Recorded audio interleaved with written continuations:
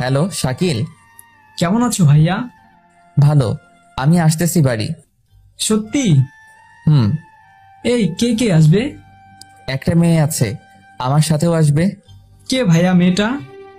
আমি আসি তারপর বলবানি। থাক, আর বলা লাগবে না, আমি বুঝছি। কি বুঝো? বলার আগে ফোনটা কেটে দিল। তারপর মেয়েটাকে বললাম কিছু খাবেন? মেয়েটা মাথা নাড়িয়ে না বলল। তারপর আমি জোর করে হোটেলে নিয়ে গেলাম। মহিলা ওয়াশরুম দেখিয়ে দিয়ে বললাম হাত মুখ ধুয়ে টেবিলে আসুন। আমিও হাত মুখ ধুয়ে খাবার টেবিলে আসলাম। ওয়েটার টেবিলে খাবার দিতেছে। এর ভিতর মেয়েটা আমাকে বলল, আমি কি এখানে বসে খাবো? তো কোথায় বসে খাবেন? না, আমি এখানে বসে খাবো না। কেন? এখানে অনেক লোকজন আর পুরুষ আছে, তাই। আমি আর কোনো কথা বললাম না। ওয়েটারকে বললাম, ভাই এখানে কোনো আলাদা খাবার জায়গা আছে? আছে। আপনি ওনাকে ওইখানে নিয়ে যান আর ওনার খাবারটা ওখানে দিয়ে আসেন। ওকে। তারপর মেয়েটাকে বললাম, আপনি এইখানে যেয়ে খেয়ে আসুন। মেয়েটা কিছুক্ষণ তাকিয়ে থেকে চলে গেল। খাওয়া দাওয়া শেষে বাসে উঠলাম দাদাবাড়ি যাওয়ার জন্য। রাত 8টার সময় দাদাবাড়ি পৌঁছালাম। বাড়ির ভিতর ঢুকে আমি একটু অবাক হলাম।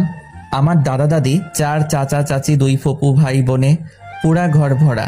শাকিল আমার পাশে এসে বলল, চলো ভাইয়া। বলে একটা রুমে নিয়ে যেতেছিল। আমি মেয়েটাকে দেখিয়ে শাকিলকে বললাম, ওই শাকিল।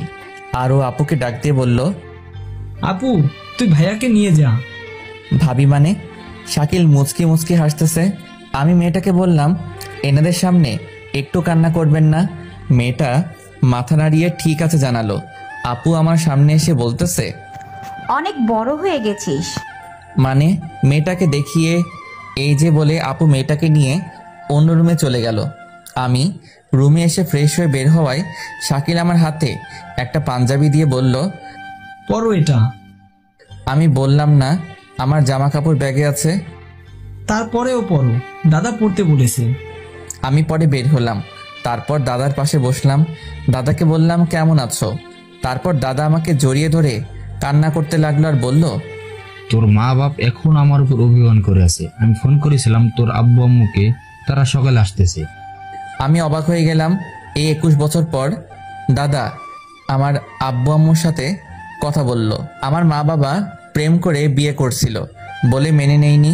আমার দাদা তার ভাইয়ের মেয়ের সাথে আব্বুর বিয়ে ঠিক করছিল, কিন্তু আমার আব্বু বিয়ের 3 দিন আগে পালিয়ে বিয়ে করে। তারপর দাদার কাছে আসছিল, দাদা মেনে নেয়নি। আরও অনেক কথা অন্য একদিন বলবো। তারপরে সবার সাথে কথা বললাম। মেজো চাচিকে জিজ্ঞাসা করলাম, চাচা কই? অফিসে। আমার মেজো চাচা কাজী। এত রাতে অফিসে? এখনই চলে আসবে। তারপর দাদি আমাকে বলল, মেয়েটার নাম কি?